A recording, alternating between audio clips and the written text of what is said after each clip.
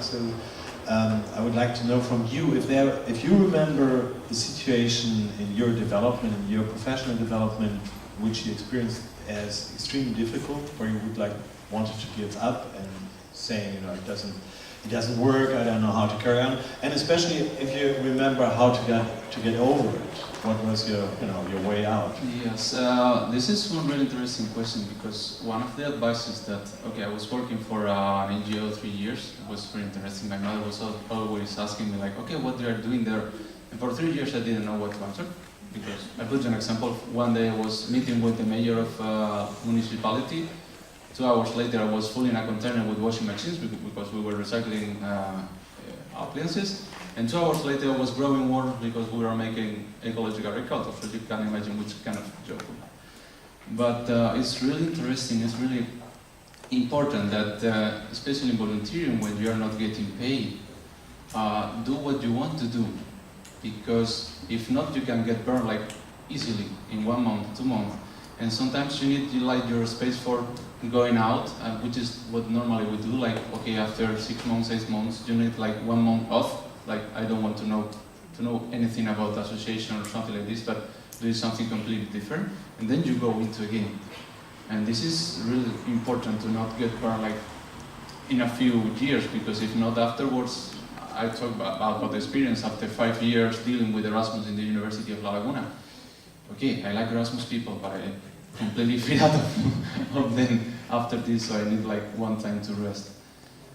Okay, so once in a while, time off, changing the subject. And especially volunteering, do what you want to do. And make a plan in your mind, I want to achieve this, I want to get those skills. Because if not, volunteering is it's like a cake. You can eat all of it, but if you eat all of it, at the end you have a stomach ache. So it's better to go step by step. Okay, thanks. Liliana, what do you think? Do you remember a period in your professional development where you were helpless and not sure what to do, how to continue?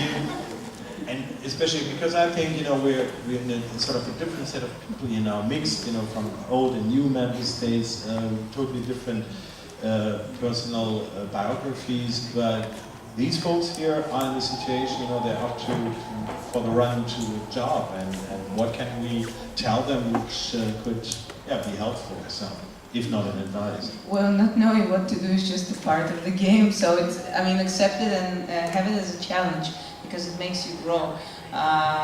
Many times I've been thinking, oh my god, maybe I should do this or that. Actually, right now I have 70 people. I teach Balkan dances as well.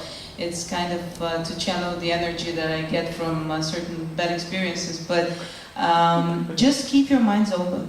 As I said before, you never know where the bird will come out of. Basically, with Jeff, I did great networking, great friends. It showed me all of Europe. We were traveling constantly from one country to the other, having conferences or workshops. We even took part in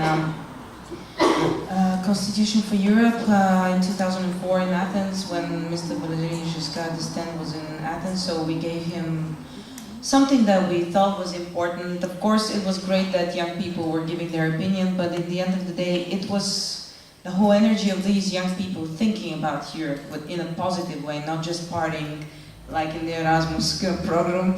But basically, being down means that you'll be up afterwards. So, just keep on looking. And concours is just a very good option that you must go through. It's a very long process. Most of the time, even if you get to the end, probably networking won't be enough, but it's a great thing to do, and do it. Do everything. Don't just think that you're gonna do this or that. Try everything. So not just one-track minded, but really try to do similar things one next to each other. European studies gives you a very good background to do anything you want. It has law, it has economics, project skills, history. It's important to know your way around people. You have to know their background. You have to be able to live in an international setting wherever you want to go. So just don't don't disappoint yourself with standing into one place. You won't move to another place if you don't decide to take the next step, even if it's small. That's it. Okay, thank you. Yeah, it's a very personal question, but I desperately try to grasp my arms around the subject and trying to come to one conclusion. I have the feeling there's none. There's no possibility to say that is the way to go.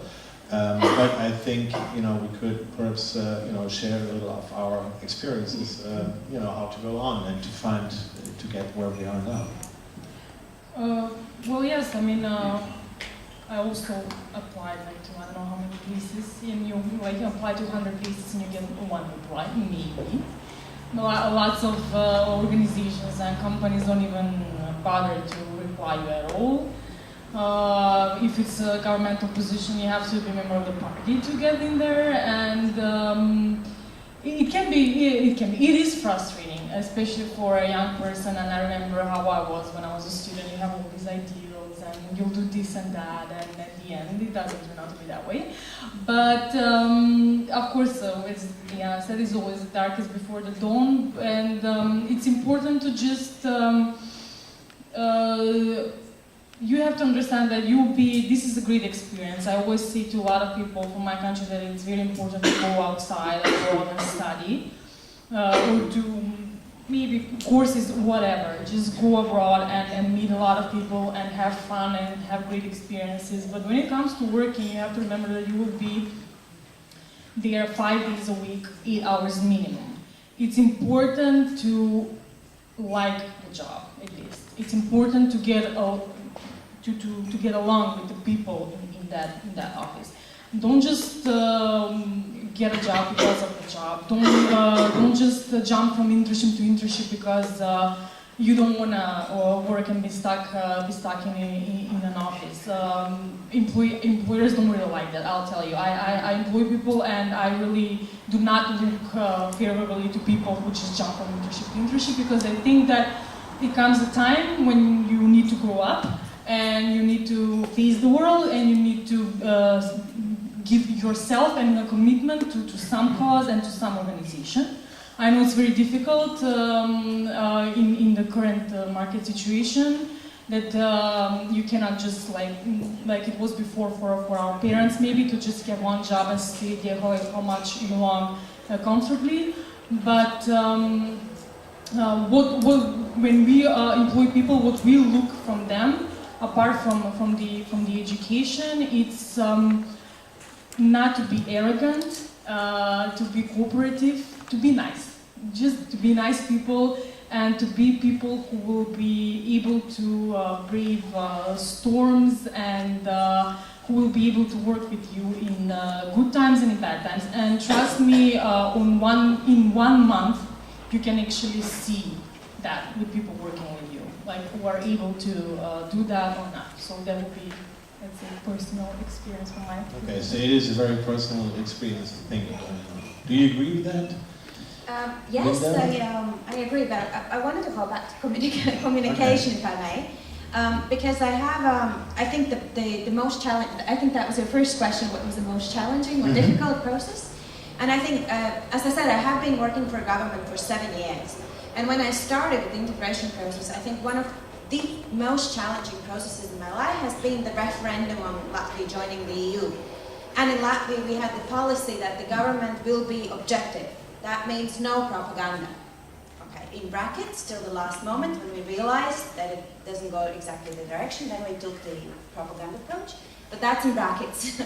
But for 9 months, we tried to be extremely objective, and that was 16 hours a day work. Very, very complicated. But that, it really is once in a lifetime chance. So for the ones who are still in the countries who will join, and for the ones who will introduce the euro campaign is going to be sort of a similar thing. And for the countries that are facing or will be facing the presidency, that's another thing. Because these are the rare examples that you have to target everybody in the society somehow. Everybody has to know how the euro looks like if you're introducing the euro. Or what does it mean to be a European Union citizen. So I think this has been really, for me, the most challenging, but also the most promising process. But out of that, from the communication in the government, working as a civil servant, and now being a freelancer and working for a think tank for a couple of years, I've got quite a lot of experience that I can also advise you. For example, blogging. I don't know how many of you blog, but blogging on the European Union issue might be that not a million will look at your blog, first blog. Maybe in a year, nobody's going to look at your blog. But that is a very good starting to put your thoughts together. And you can apply for going as a blogger. You don't have to be a registered journalist with the EU. You can go to Strasbourg or to Brussels free of charge. And really, seriously, last time I was in Strasbourg as a blogger, working for my portal, which is not a really big thing, is considerably big for Latvia, but not really. And sitting there among the journalists, opening there your laptop, and you have somebody from BBC on one side and somebody from TV Sang on the other side, you feel, wow, now I'm really somewhere, you know? And that is something, because you're in the corridors, you meet absolutely everybody. You go and talk to parliamentarians. If you don't have an appointment, you just grab them.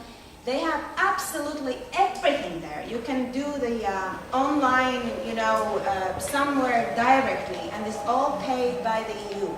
So it's a great opportunity to be also a freelance journalist and a communicator, so it does not necessarily be.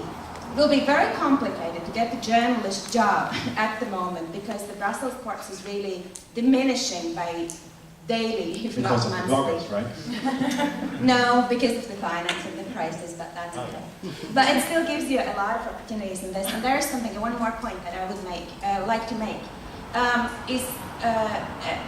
don't like to give advice, but if an intern comes a possible intern comes in my office, and what I ask, there are definitely two questions that I'll ask everybody, besides the things that have been mentioned in the previous panel. One is, what is on the news? What can you tell the recent developments of the EU?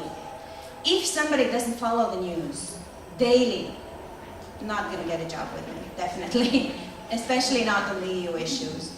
And it's not that you have to know every single detail and every policy, but the general news. And the other one, and in brackets for that one, if you're not on Twitter or on Facebook following the European Parliament, the European Commission and so on, please do. Because these are the news. Facebook and Twitter are not anymore for friends. Forget it. I mean, friends is nice. But I guess if you want to be professional, you also need two Facebook accounts, one for friends and one for professional. Okay, it's different for Latvia because they have the national Facebook, but that's different. And Twitter and other things that really there to follow, deep news, to know what is happening and also participate in the debate. But the other thing that I would ask, and that is something also you can think about, how do you explain to your grandma what is the difference between the European Parliament and the European Commission? And that is there is no trick, and there is no right answer to this. There is no right answer. But it gives you a very good impression. And it's not only about the knowledge, but also the way how people can actually explain things, not talking the EU jargon that we all have learned during our EU studies. All right, thanks a lot. How do you want to have a last word? Well, yes, I mean, I completely agree with my colleagues here. And especially I will say that I will characterize volunteering like if you can imagine a circus, a funambulist is walking through a rope and you have the net down. Okay, this net is the volunteering. If you fall down, nothing happens, because this is the good thing about volunteering, is you can risk, you can expose your ideas. Nobody is telling you, okay, this is worthless or something like this, or even if they're telling them, what do you lose? You lose nothing there. I mean, it's a really good platform for networking, for knowing new people, for especially with the youth exchange project, you can see how European Union really works, because you're having something feasible. So, if some of you are really interested in volunteering, I would really advise you. To put you an example, now we are having the AEG, it's a student organization, and we are having the Agora. The first time I was in an Agora, I had to speak in front of 1,000 people. It was really impressive. So, and it gives you like some abilities like, okay, now I have to really well prepare, because I mean, I'm not talking in front of my friends in having a beer. I'm talking in front of 1,000 people that normally knows about the topic.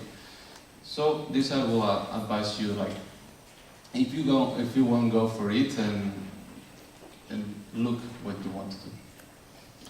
All right. I don't know. I think we're off with our time.